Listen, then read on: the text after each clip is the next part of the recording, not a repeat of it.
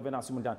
Vamos ao encontro do Dr. Nunes. Uma das questões que gostaria que o Sócrates fizesse ao Dr. Nunes é se há possibilidades, do ponto de vista legal, de Venâncio Mondlane ser detido ou não depois de prestar declarações.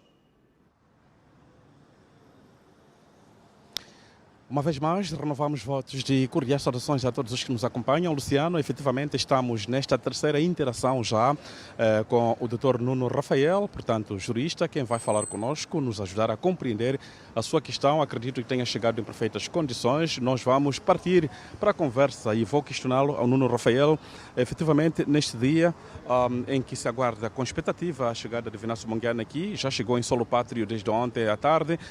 Que se pode esperar? Será que aventaria-se aqui a possibilidade, a hipótese da detenção de Venâncio Mondlane? Certo. Primeiro, agradecer pelo convite, né, para tecer algumas declarações em relação a este tema que é pertinente e relevante para a nossa sociedade. O próprio Venâncio Mondlane não carrega consigo uma grande expectativa, segundo ele, porque no seu entendimento a Procuradoria-Geral da República não é aquela que, de certa forma, contribui para a elevação do Estado de Direito democrático e de justiça social. Isso foi dito por ele próprio ainda ontem. No entanto, a nossa expectativa como juristas é que isso não se verifique em virtude desta situação em concreto, que eventualmente ou de facto a Procuradoria-Geral da República paute sobre os princípios que norteiam esta mesma instituição: a imparcialidade, o princípio da legalidade, o princípio da justiça, da autonomia e por aí em diante. Aproveito aqui fazer uma questão. Venâncio Mondlane ontem, na sua abordagem, ele dizia que desde a pré-campanha, uma das questões mais fundamentais que ele fazia menção é atentado contra si em Zavala, na província de Inhambane. Diz ele que são 8 processos que submeteu junto à Procuradoria, mas nenhum deles, portanto, já teria sido intimado para, portanto, ver o andamento deste processo. Mas ele diz admirar que até alguns órgãos de comunicação social comecem a divulgar informações segundo as quais ele é intimado à Procuradoria, quando ele próprio, como pessoa, não tinha sido intimado. O que lhe parece estes depoimentos? Bem, isso é falta de profissionalismo por parte de algumas instituições do Estado, em que tem lá alguns funcionários que de facto tiram essas informações para o público, e não deve ser assim.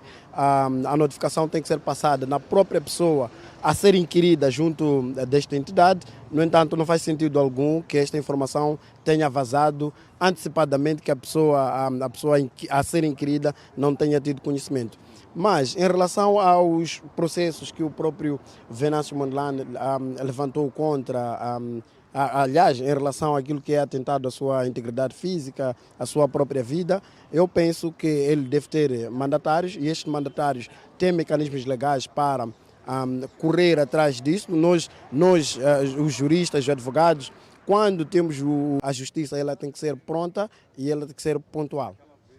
Que procuradoria nós teríamos ou temos se o próprio Venâncio Mondlane vem dizendo que tem 8 processos submetidos à Procuradoria, mas que não houve ainda nenhum pronunciamento da parte desta entidade de justiça, mas em contrapartida um processo que é levantado, o 773, que é levantado contra Venâncio Mondlane sobre o incitamento à desobediência pública. É um processo recentemente constituído, acreditamos nós que tenha sido por aí, se não outubro, novembro. E como que se justifica isso? Que tenha já processos antes da pré-campanha, que deviam já estar, talvez, a conhecer o seu desfecho, mas que que resulta das manifestações pós-eleitorais, de alguma forma, vem a ser o primeiro, portanto, a ser convocado. É estranho, de facto, levanta-nos a suspeita de haver aqui a paridade, né, no tratamento dos processos que a própria Procuradoria vem resolvendo, ou que as partes submetem para resolução junto desta entidade. Parece haver aqui uma inclinação em relação à paridade, mas somos suspeitos de o dizer. Disse que cada cabeça uma sentença. Caberá, de facto, estes juízes ou procuradores que têm um processo sobre a sua mesa, dar o devido tratamento, dar a devida celeridade processual, porque a justiça ela acaba sendo justiça quando ela for efetivamente pronta. Se a justiça é lenta, a sensação de impunidade por parte de quem pratica este crime poderá fazer com que esta forma de ser e de estar possa se repercutir ao nível da sociedade. É por isso que existem essas manifestações, porque há uma certa sensação de que há tratamento parcial em relação aos casos que a Procuradoria vem tramitando. Não sei se estaria fora do padrão, mas não deixaria de questionar como é que olha para este processo, já que se fala de que Venâncio Mondlane também é intimado pelo Estado a indemnizá-lo num valor de cerca de 32 milhões de meticais, resultante dos estragos causados no âmbito das manifestações. Como que olha, qual é a leitura que faz perante esta realidade? Certo, é complexo nos pronunciarmos em relação ao processo que estão em andamento, mas temos aqui alguma apreciação em relação a estes mesmos processos. Bem, quanto ao dever ou o pedido do Estado de indenização em relação à estrada que foi vandalizada ao nível da província de Inhambane, se não estiver em erro, eu penso que o próprio Código Civil ajuda-nos a resolver essa situação. Temos que ir ao Código Civil, ele diz que aquele que tiver causado algum dano é obrigado a reparar e repor o dano que tiver causado. Há que se fazer aqui uma investigação minuciosa para, de facto, concluir se Venâncio Mondlane é a pessoa que incitou a comunidade a trazer esse estrago. Se concluir, sim, há espaço para que ele seja obrigado a indenizar, mas conforme eu já havia adiantado, tem que se fazer uma investigação e concluir com base, nós designamos a subsunção dos factos em relação a determinada conduta do agente. Ou seja, temos que pegar os factos, a conduta do agente e enquadrá-la efetivamente à luz de uma disposição normativa. E se concluir que há um alinhamento entre a sua conduta e uma disposição normativa, a própria disposição normativa vai determinar qual é a consequência em relação a isso.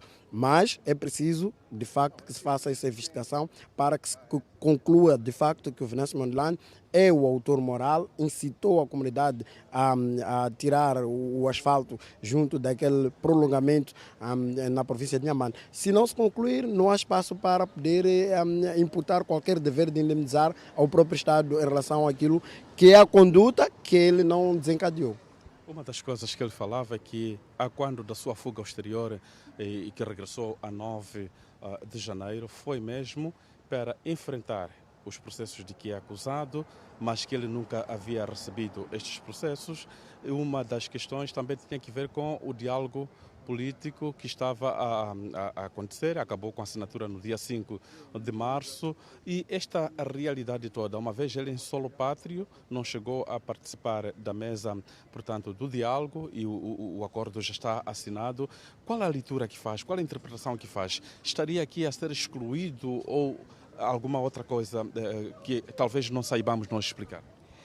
Bem, eu penso que há, de facto, uma espécie de exclusão, mas, bom, os gestores políticos são eles que decidem quais são as opções que eles levam e pretendem levar a cabo. Eu penso que isto está mesmo nas mãos dos políticos, a nós, os juristas, cabe-nos efetivamente fazer a análise dos factos e enquadrá-los em relação a determinada conjuntura normativa. E em relação à sua predisposição para que a justiça possa fazer aquilo que é o seu trabalho, eu penso que é daquelas situações em que temos uma pessoa que disse em gíria, quem não deve não teme, e coloca-se à disposição, apesar do seu pronunciamento em relação a alguma falta de expectativa em relação aos órgãos, mas ele coloca-se à disposição, significa que tem aqui um resquício de confiança pela entidade, tem a esperança de que, de facto, estas instituições possam funcionar em pleno e possam prosseguir aquilo que é a sua atribuição em concreto. Pois é, parece que o colega nos estudos tem alguma questão, Nuno permanece aí. Luciano, tendo alguma questão para o jurista aqui, Nuno Rafael, estamos a poder fazê-la chegar. Caso contrário, a palavra é sua aí nos estudos.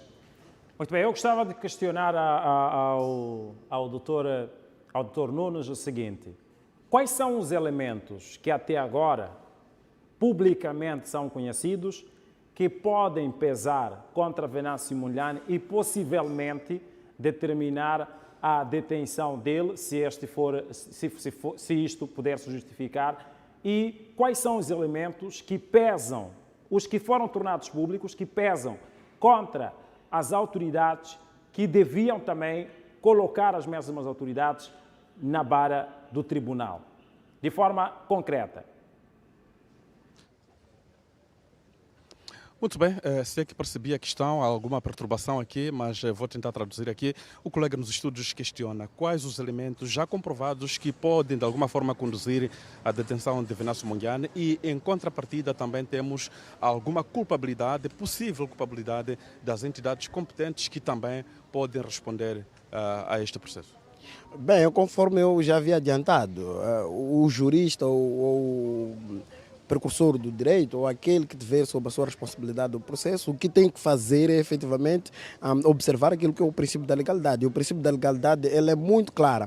Pegar os factos, ir a uma determinada norma, fazer o cruzamento, ver se estes factos efetivamente correspondem à violação de uma determinada norma e se concluir de facto que há aqui uma violação, claramente que há espaço para poder imputar essa responsabilidade, que seja de natureza criminal ou civil, a quem tiver praticado ou a quem tiver se subsumido a estes factos a uma determinada norma jurídica concreta. Se não houver espaço, eu penso que não há espaço, de facto. Agora, em relação à detenção, é preciso que se olhe de facto os elementos constitutivos para o feito. Eu vou avançar aqui com alguns elementos basilares. Detém-se a pessoa se tiver praticado o crime em situação de flagrante delito, né? No caso, não estamos em situação de flagrante delito, estes incitamentos, entre aspas, que é imputado ao Venâncio Mondlane ocorreram já há algum tempo. No entanto, não é uma situação que seja flagrante delito, porque a detenção é feita quando o facto está a ocorrer e nós encontramos o agente criminoso a praticar o ato e levamos ele à barra da justiça através de um juiz de instrução criminal e o juiz de instrução criminal pode determinar a prisão preventiva deste sujeito. Segundo, é haver, de facto, o receio de fuga do agente criminoso.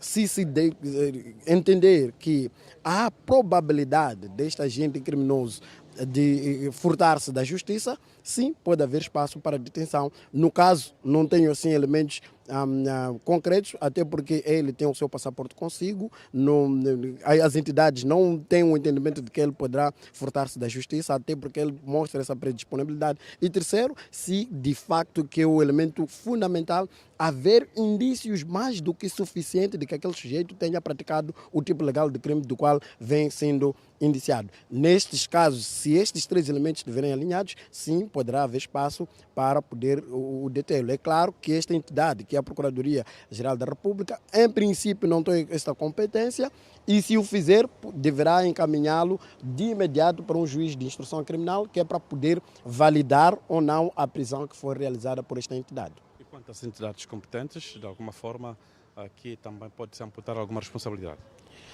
Bem, conforme eu disse, em Moçambique todos somos iguais perante a lei e se tiver alguma entidade competente que tenha praticado um tipo legal de crime, deve de facto responder e ser responsabilizado pela sua conduta, claramente. Algumas evidências aqui e que as entidades competentes não tenham feito o seu papel? Bem, em relação a alguns casos que a investigação ela tem contornos próprios, né?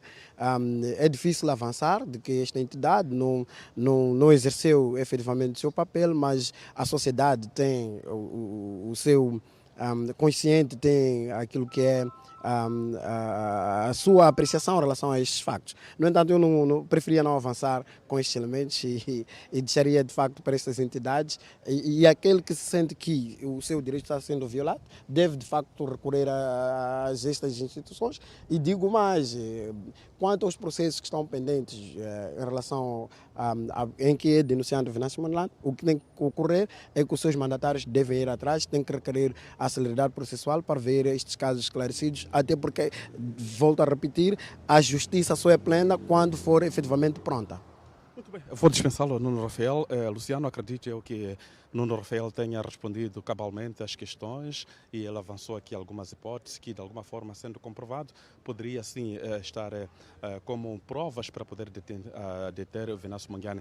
A verdade é esta, nós estamos aqui, portanto, do lado exterior, quando faltam menos de 15 minutos para a hora 9, a hora aguardada, como se pode depreender. Vou pedir ao colega Derso Charas para fazer 360 graus, mostrando aqui os companheiros da mídia nacional e internacional que já estão neste ponto, desde aqui onde me encontro, atrás, mais em frente. Estão aqui os colegas concentrados, de alguma forma aguardando por este momento. Nós estamos aqui de prontidão, estamos de sentinela para poder reportar qualquer eventualidade, portanto, sobre a chegada de Venâncio Mondlane, havendo a possibilidade que sempre que se justificar estaremos sim em direto. Como se pode ver, a casa é esta, a porta de entrada é mesmo aqui na Procuradoria-Geral da República e nós estamos cá do lado exterior, justamente na entrada principal, que é para fazermos, portanto, reportarmos este momento da chegada de Venâncio Mondlane e também estaremos à guarda até que ele saia deste edifício.